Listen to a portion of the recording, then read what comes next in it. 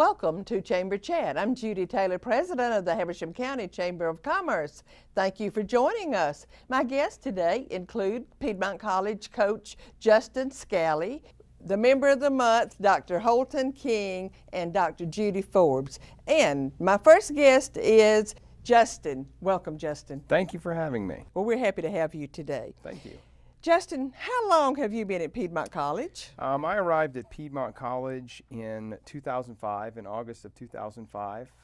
Began as a graduate assistant with our baseball team. Worked several jobs at Piedmont since I've been there, including residence life, admissions, development, and institutional advancement, and all the while been an assistant baseball coach up until June of last year when I was promoted to the head coach. So you came up through the ranks. Yeah, I guess I did. You Yes, know ma'am. Piedmont College very well. I do. I have some good institutional knowledge especially from working in several offices on campus. And you also have a degree from there. I do. I have a master's degree, an MBA from Piedmont that I received in 2006. Well, we're just happy that you're there now. And let me ask you this. How was the transition from being an assistant coach on the legendary Coach Peoples team to being the head coach? I think it wasn't as challenging as I thought because Coach Peoples is still there as our athletic director, and his office is just down the hall from mine. So whenever I had some challenges last year, I was able to go down and speak with him and get his insight. He shared with me when I took over that it would be the difference for me as an assistant, any assistant coach. It's easy to make a suggestion about what kind of play we should do, specific to baseball. What pitch should we throw, or should we bunt or steal, or those kind of things. It's easy to make a suggestion. It's a little harder to hear all the suggestions and have to make the decision. So I think, as the season went on, I get some more experience in doing that. But it was a different transition because of the different role, but certainly a smooth one with Coach Peoples still being around. Mm-hmm. You had a great mentor. Sure did. No, absolutely did. I played for Coach Peoples when he was an assistant in another institution in our conference. He recruited me out of high school, so I've known Coach Peoples since 1998. We go way back. That's interesting. How did you finish last year? I kind of kept up with you, but I've forgotten. We finished 24-20 last year. We had a really good run in our conference tournament. We qualified for the USA South Conference tournament as the 8th seed, lost the first game. It's a double elimination tournament, and I was very proud of our guys. They won 4 elimination games in 2 days to get back to the championship game on the last day, and we fell in that game 5-1, I believe, but played for a conference championship last year with a very young team, and we had some injuries, so certainly looking forward to this year. So what are you expecting out of your 2018 team? I'm really happy with what I've been seeing so far with our conditioning, the intent in which we're working right now. Of course, it's the non-traditional season for us, but our team is working very hard. I think on paper we'll be picked to do a little better than we were picked last year, but of course that's on paper, and we'll have to go out and play the games and score more runs than our opponents. But I'm very optimistic about what our team can do this year.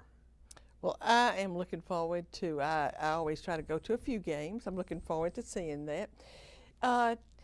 Tell the audience, Justin, where do most of the players on your roster come from? Do they come locally, or do you recruit all over Georgia, outside of Georgia? Where do they come from? I would say about 3/4 of our roster is from the state of Georgia. As far as locally, we have a lot of guys from Gwinnett area, Atlanta, Cobb County.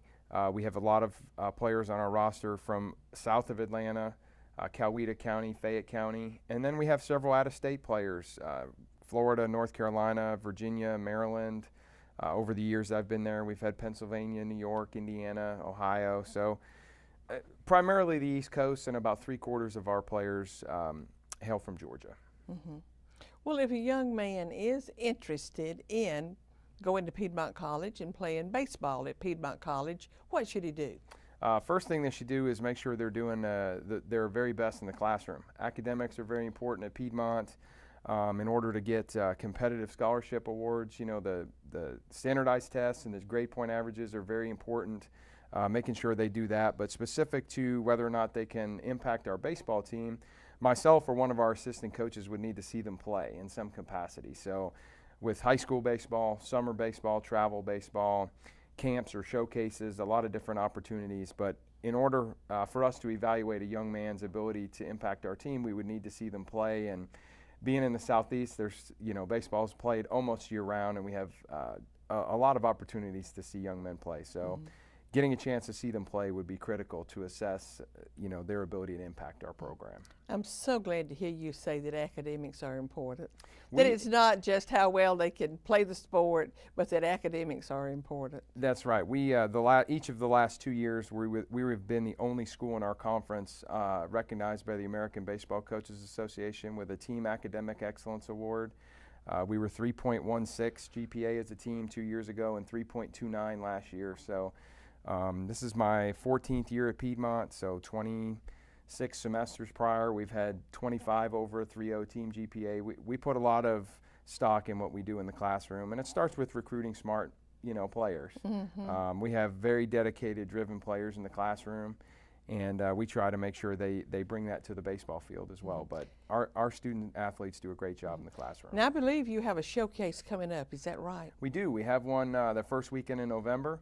It provides an opportunity for young men to get a lot of instruction. We do a lot of instruction. There'll be colleges represented from across all levels of NCAA baseball, some professional scouts, but they'll have an opportunity to come in, get some instruction. We do a pro-style showcase evaluation, and then on the second day there'll be games. They'll get an opportunity to play. So a great chance for us to work with the interested players and to evaluate them to see which ones we think might be the right fit. That's great.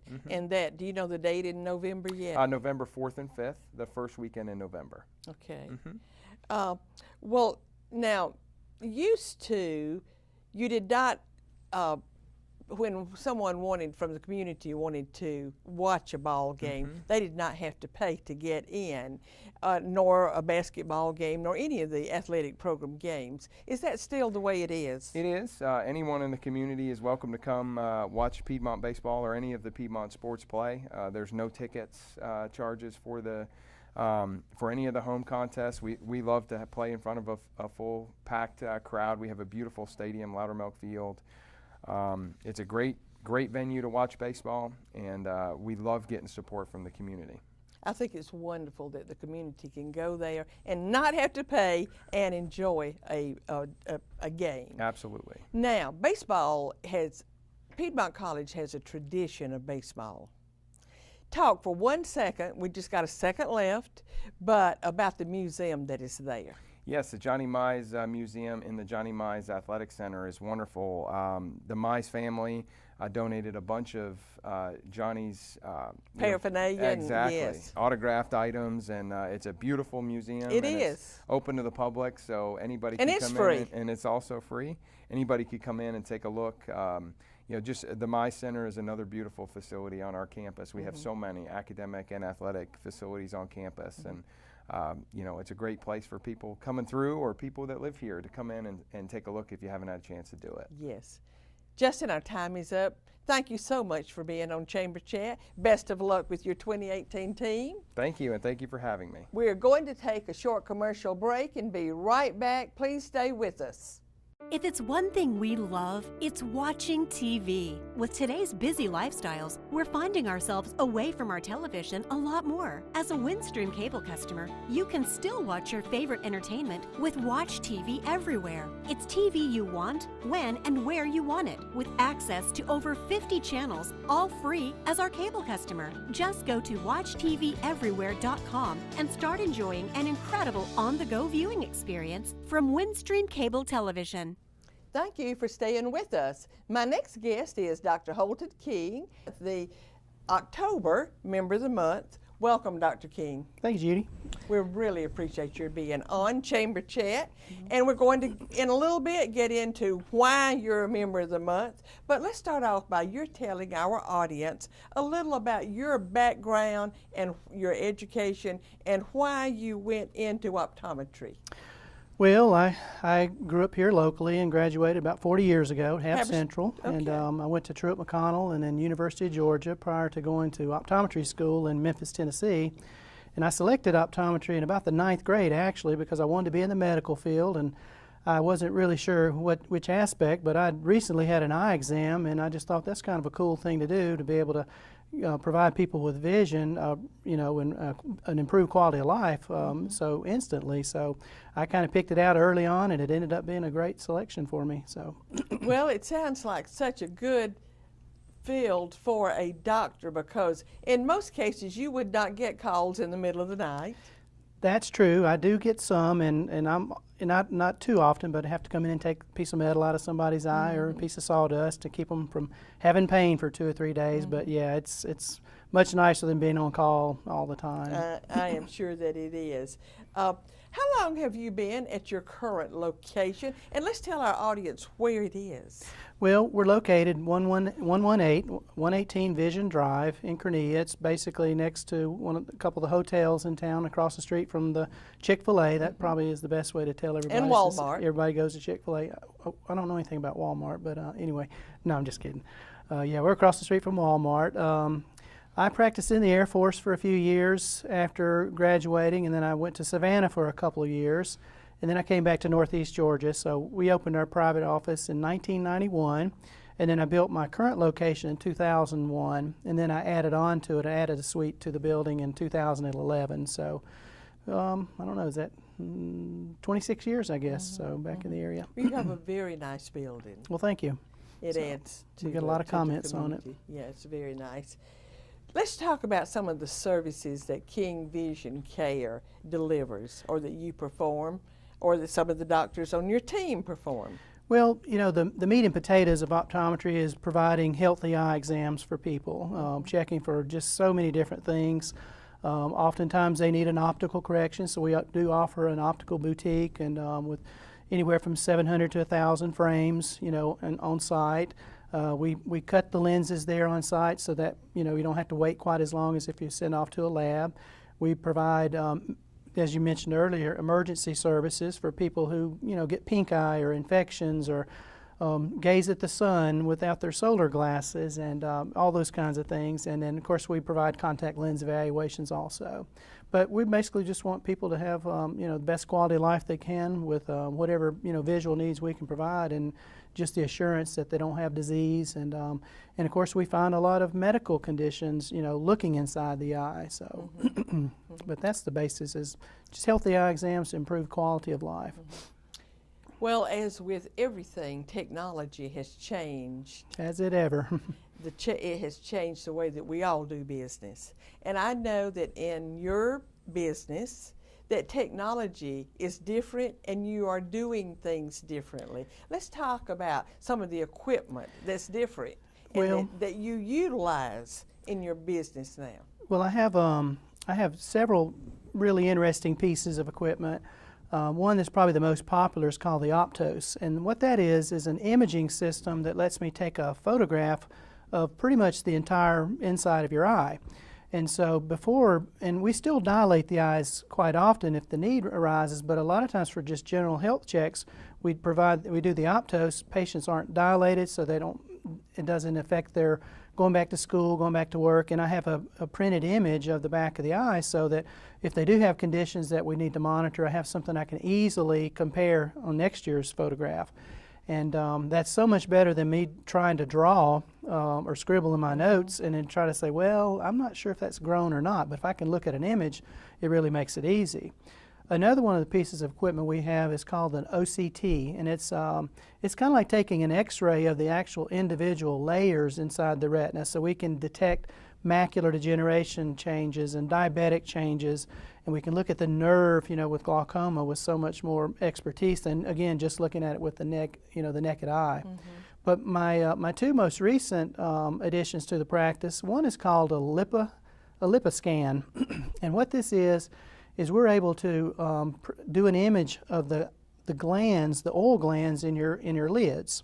So many people are suffering from dry eye now that, and before all we could do is say, you need to take artificial tears, but we didn't really know why it was happening. But being able to image the lid glands, we can see that patients' lids and the oil glands they're deteriorating, and so we have some treatments that we can do for those. That's one of the things we're real excited about. And our final piece of equipment that's kind of new is called a macular pigment density test. And so the disease macular degeneration is a horrible one, but with this test we're able to measure the thickness of these cells that deteriorate prior to macular degeneration occurring. And if we can identify that you have, you don't have the normal thickness that we consider protective, then we can put you on supplements to try to, to build that tissue up so that maybe we can again outlive macular degeneration. So those are So it's kind of preventive. it's preventative, and of course if you have a family history of it and you have a low number, then the earlier you can start on supplements, the hopefully the slower that condition would would occur. Well, let's talk about the specialists in your practice. You have about, what, 4 doctors on your team? 3 or 4? The suite has 3 different practices that are basically optometry practices. And then weekly, I have cataract consultants come in, and they basically will see any of our practices patients who are getting ready or requiring cataract evaluations or surgeries. And so we've had that established, for over 10 years, and the surgeons come from Gainesville Eye Associates, and they're very excellent surgeons, and so we just work real well with co-managing patients prior to surgery and after. And then about the last 2 years, we have also added retinal specialists that come to our office once a month. And if anybody goes to a retinal specialist, you know that they're extremely busy, so the once a month will turn into twice a month and 3 times a month just as time goes on, because again, they're treating macular degeneration, detached retinas, things like that. So they come from Athens, the Athens Retina Center, so they come monthly. So we're real, because we don't have those in the area. I mean, without going to at least Gainesville and sometimes Gwinnett, Atlanta, or Athens to get those type services. Right. Dr. King, I wish we had more time to talk, but before you leave, I want to tell our audience one of the reasons, there are many reasons you were selected as Member of the Month.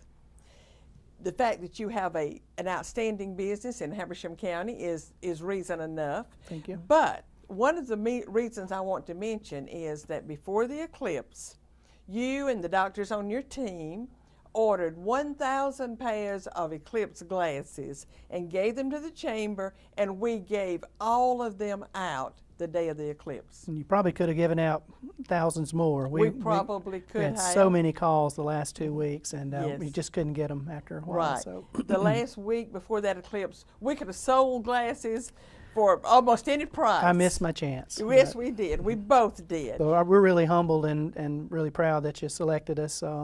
We don't practice thinking that we're trying to be the chamber, the member of the month, but that was certainly a surprise, and I'm very thankful that you guys selected us. Well, we appreciate your being the business that you are in Habersham County. Well, thank and you so thank much. you for being on Chamber Chat. Thank you, Judy.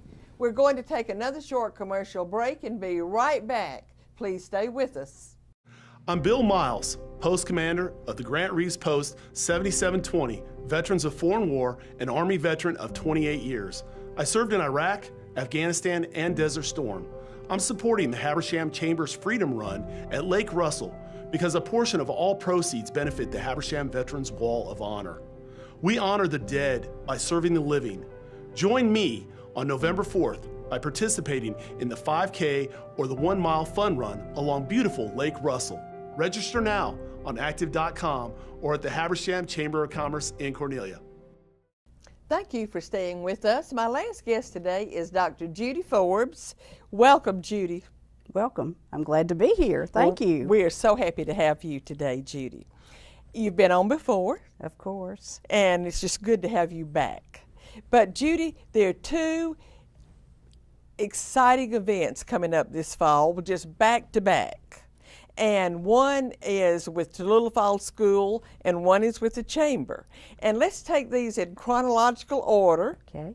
And let's talk first about the one that is with Tallulah Falls School, and it's called the Tallulah Falls School, but it's the Twin Rivers Challenge. That's right. That's right. The Twin Rivers Challenge is scheduled for Saturday morning, October the 28th. Our riders can start registering at 7:30 that morning, and the ride officially begins at 9 o'clock. And the registration is at the school. At the school, at the upper school in the lobby area there. This is an exciting program because it was initiated 3 years ago as a fundraiser for scholarships for students. As you know, the goal of Tallulah Falls School is to try to provide an educational program for children regardless of what their income is. So the scholarship program directly ties to that.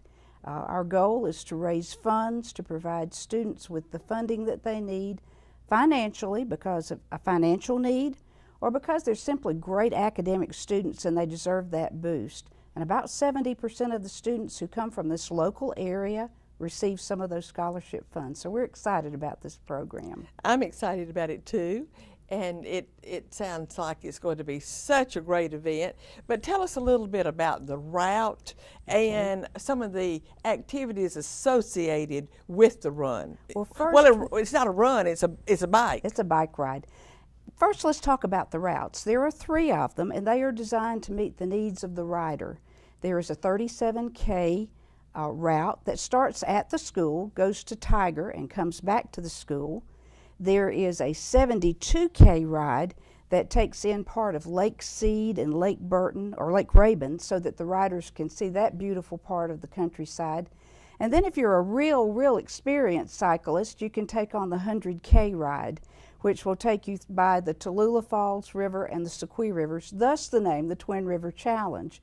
It's a beautiful time of year. The leaves are changing. Hopefully the weather's going to be great, but it's a wonderful way to showcase our community and this beautiful area in which we live. And I believe you're going to have some professional or semi-professional riders that day kind of leading the way. Yes, we are very fortunate to have a Tallulah Falls graduate, Chris Pick, who has been a professional cyclist.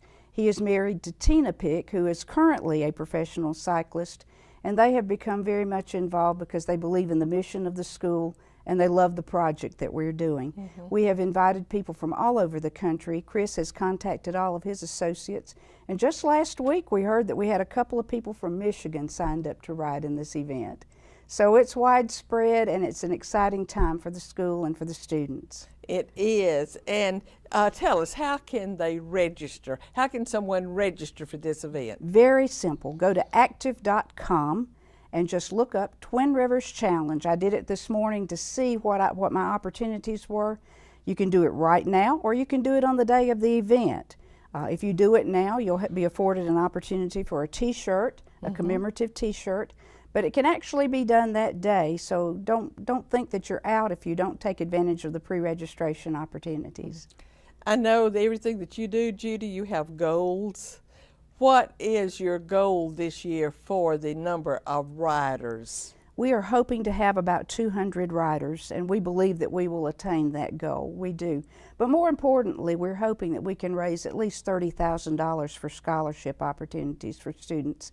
And we've been very successful in doing that. I have to send a big thanks to the Ron Cantrell Construction Company, because they are our lead sponsor, our presenting sponsor, and they are helping to take care of all of the expenses of the ride so that everything that we raise in sponsorship money goes directly to the cause of scholarships for students. That is wonderful. I wish we had more time, Judy, too. but let's shift gears now. Okay. And talk about the Chambers. It's a Chambers 5K, and it has been rebranded this year, and it is now the Habersham Freedom Run at Lake Russell, and it will be Saturday, November the 4th. It is the next weekend. Yes, just prior to Veterans Day and all the Veterans Day programming that will be going on in our school system here. But we're really excited about this. I don't think that there's been a greater time for patriotism in our country than right now, because we have to pull together.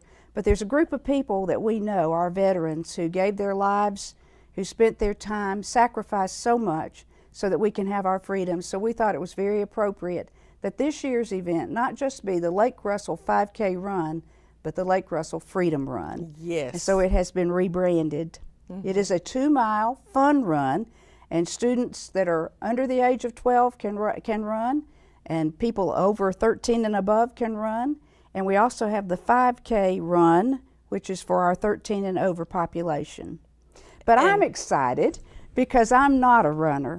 But you're going to be there. I'm going to be there, and I'm going to be a phantom runner.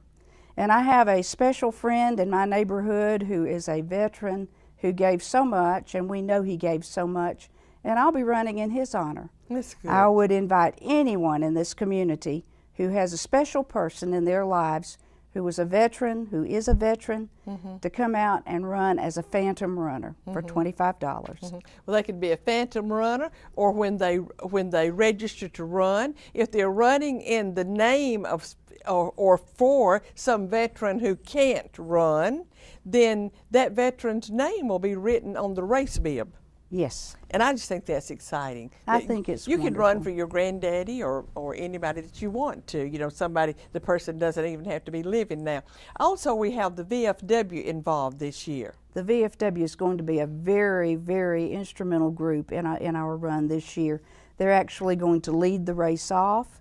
They are going to be all along the route, and they're going to be there to support us, and it's just a great celebration of our veterans and patriotism. It is.